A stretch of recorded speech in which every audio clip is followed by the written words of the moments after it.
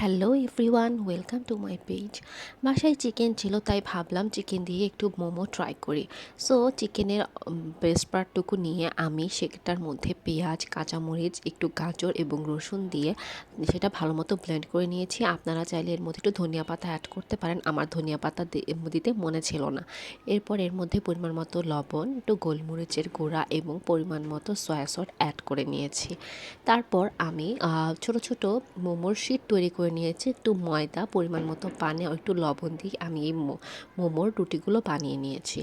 এরপর আমি মোমোটা বানিয়ে নিচ্ছি। আপনারা চাইলে বিভিন্ন রকমের শেপ দিয়ে মোমোটা তৈরি করে নিতে পারেন। আমি বিভিন্ন রকমের শেপ, যেটা আমার মনে হয়েছে যে আমি করব, সেটাই আমি করেছি।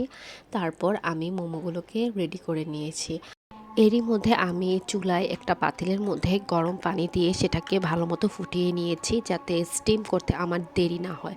তারপর চালের মধ্যে একটু তেল ব্রাশ করে নিয়ে আমি মোমোগুলোকে সেই চালের মধ্যে দিয়ে 10 থেকে 15 মিনিট পর্যন্ত স্টিম করে নিয়েছি। এরপর আমার মোমোগুলো রেডি হয়ে গিয়েছে। আসলে বাসায় এই মোমোগুলো আপনারা ট্রাই করতে পারেন, অনেক ইজি এবং খেতেও কিন্তু দারুণ মজা হয়। Thanks for watching.